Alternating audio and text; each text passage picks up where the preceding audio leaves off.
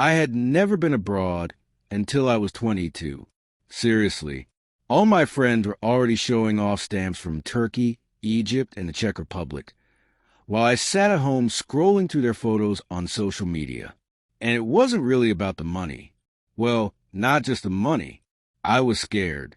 Scared of filling out forms. Scared of speaking a foreign language. Scared of looking like an idiot somewhere where no one could help me. The decision came out of nowhere.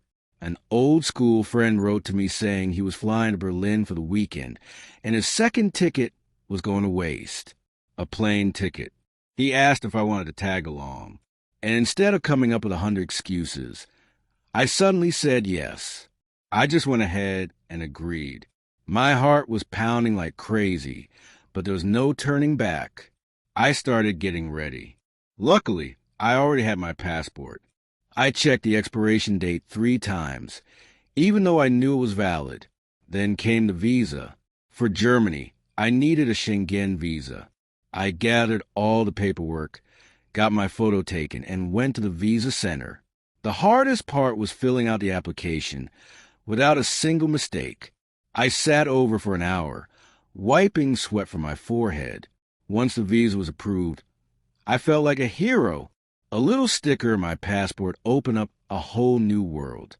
Now, all that was left was to pack my suitcase and not lose my mind from excitement. Packing turned into a full-on special operation. I had never been on a plane before and had no clue what I could take in my hand luggage and what I couldn't. Hand luggage. That was one of the first words I looked up when I started reading the airline's rules. No liquids over 100 milliliters. Sharp objects go in the checked bag. Laptop out at security. I made a packing list. Simple, just for 3 days. 2 t-shirts, a sweater, jeans, underwear, socks, sneakers. A toothbrush and toothpaste. My phone charger. Documents. I checked my passport, visa, travel insurance, and tickets at least 20 times. My mom stood in the doorway, watching me with mild worry. She slipped a sandwich into my backpack, even though I told her they feed you on the plane. The night before the flight, I barely slept. I tossed and turned, imagining the airport, the lines, the moment when I'd mess something up and they wouldn't let me on a flight. To miss a flight. That phrase spun in my head like a broken record. I got up an hour before my alarm and just sat in the kitchen, sipping tea and staring at the wall. My suitcase stood by the door like a silent accusation. The airport turned out to be enormous. I walked into the departures hall and just froze. Departures. Signs everywhere. Flight boards. People with suitcases. Announcements over the loudspeaker. I gripped the handle of my suitcase and headed to the check-in desk. The woman behind the counter smiled, took my passport, and asked if I had any luggage. I nodded, handed over my suitcase, and got my boarding pass. Next came the security check. I emptied everything from my pockets, took off my belt, pulled out my laptop. My heart was pounding again, but everything went smoothly, and the security officer even smiled at my tense face. Then I walked down a long corridor to the departure area. Gate. I found mine, sat down in a chair, and just stared out the huge window at the planes taking off and landing. When they announced boarding, my palms got sweaty. I walked through the jet bridge and found myself inside the plane.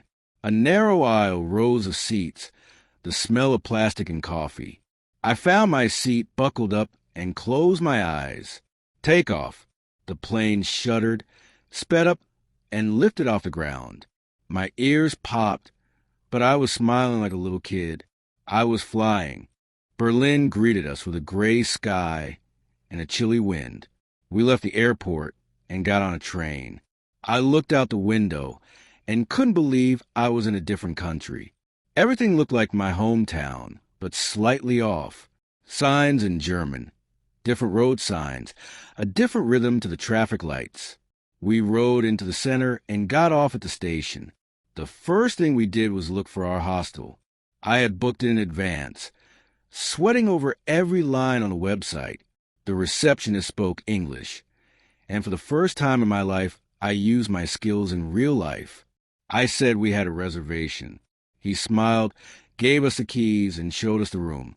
Tiny but clean, with bunk beds and a view of the inner courtyard. We went out into the city. I was turning my head in every direction like an owl. Street musicians were playing the violin. The air smelled of fresh pastries. Cyclists zipped past. We found a cafe and ordered a coffee and a croissant each. I said 1 cappuccino, please, all by myself, and paid in cash. The cashier smiled and said something in German. I didn't understand a word, but I nodded back. It was a moment of pure magic. In the evening, we walked along the river. The sun was setting, painting the sky pink and gold. I stood on the bridge, watched the water, and felt the fear leaving me. It had been with me all those weeks, and now it was dissolving in a foreign city, leaving behind nothing but curiosity. 3 days flew by in a heartbeat. We went to museums, ate street food, got lost in the subway, and laughed about it. I bought a magnet and a postcard, a souvenir. That magnet still hangs on my fridge and reminds me of that trip. On the last evening we sat in a park, drank beer from tin cans, and stayed quiet. Each of us was lost in his own thoughts. I was thinking about how the world had gotten a little smaller and a lot friendlier. The flight back was calm. I wasn't scared of security anymore and didn't flinch at the announcements over the loudspeaker. I felt like an experienced traveler, even though I had just 1 trip under my belt. But it was my trip. The plane landed in my hometown, and I walked into the arrivals hall. Arrivals. My mom was waving at me from the crowd. At home, I unpacked my suitcase, did the laundry, and sat down to drink tea. Everything was the same as before, but something inside me had shifted. I wasn't afraid anymore. I knew I could do it. I could buy a ticket, fly somewhere, ask for directions, order food. I could live in a world where people speak a different language. That trip taught me more than years behind a desk ever did. It taught me the most important phrase, the one I now say to myself before every new step. I can handle it, and you can handle it too. Buy the ticket, pack your bag, learn the words, and go. The world is waiting.